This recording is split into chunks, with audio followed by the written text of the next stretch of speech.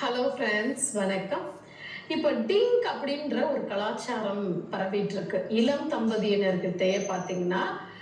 அதாவது toll income no kids அப்படின்றது தான் டிஐஎன்கே அப்படின்ற ஒரு கலாச்சாரம் பரவிட்டு இருக்கு.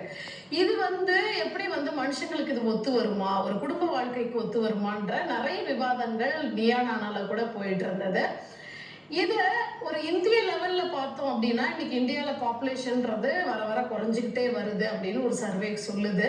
ஸோ இதே மாதிரி தம்பதிகளை நாங்க நல்லா சம்பாதிக்கிறோம், நாங்க செலவு பண்ணிக்கிறோம், குழந்தைன்ற ஒரு விஷயம் எங்களுக்கு வேண்டாம். ஒருத்தருக்கு ஒருத்தர் கல்யாணம் பண்ணிப்போம், நல்லா சம்பாதிக்கிற காசை ரெண்டு பேருமே நல்லா வேலை பார்ப்போம், அதை நல்லா செலவு பண்ணுவோம், சந்தோஷமா வாழ்வோம். எதுக்கு குழந்தைன்ற கமிட்மெண்ட்டுக்குள்ள போய்கிட்டு, எதுக்கு காலையிலே எந்திரிச்சு ஒரு பரபரப்பான வாழ்க்கை முறையில இருந்துட்டு ரிலாக்ஸா எந்திரிக்கலாம், ரிலாக்ஸா ரெண்டு பேரும் ஒருத்தருக்கு ஒருத்தர் நல்லா அந்த சம்பாதிக்கிற காசு செலவு பண்ணி என்ஜாய் பண்ணலாம் அப்படின்லாம் சில பேர் கருத்து தெரிவிக்கிறாங்க.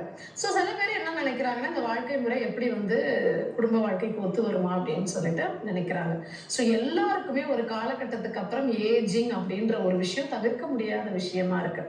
ஆனா பிள்ளைகளை எப்படி வளர்ப்பு முறை எப்படி இருந்ததோ அது போலதான் பிள்ளைகள் என்ன பண்றாங்க, தன்னுடைய தாய் தந்தைய அவங்களுடைய ஏஜான காலத்துல பாத்துக்கிறாங்க.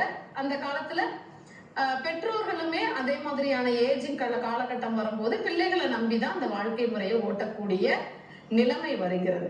இப்ப சமீபத்துல கூட என்னுடைய அம்மா பாத்தீங்க அப்படின்னா, ஒரு வீட்டுல இருக்கும் பொழுதே, நாங்கெல்லாம் இருக்கிறோம், எல்லாருமே இருக்கோம் அப்படின்ற போதே அவங்க என்ன பண்ணிட்டாங்க, கொல்ல பக்கத்துல தடுமாறி காலையில விழுந்துட்டாங்க. விழுந்தோன்னு சத்தம் கேட்டு எல்லாருமே போய் தூக்கணும்.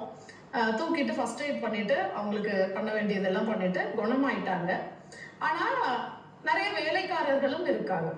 வேலைக்கு என்னதான் நம்ம காசு வச்சிருந்தா வேலைக்கு ஆள் வச்சுக்கலாம், வயதானதுக்கு அப்புறம் வேலைக்கு ஒரு ஆள் அசிஸ்டன்ட் போட்டுக்கலாம் அப்படின்லாம் இருந்தா கூட, தன்னுடைய பெற்ற பிள்ளைகள் தன்னுடைய தலைமாட்டுல உட்கார்ந்துகிட்டு ஒரு ஆறுதல் சொல்றதும், ஒரு அனுசரணையா நடந்துக்கிறதும், தனக்கான தேவைகளை பூர்த்தி பண்ண என் பிள்ளை இருக்கான், என் பொண்ணு இருக்கா அப்படின்ற ஒரு தெம்பை விட வேற யாரு கொடுத்துட முடியும்?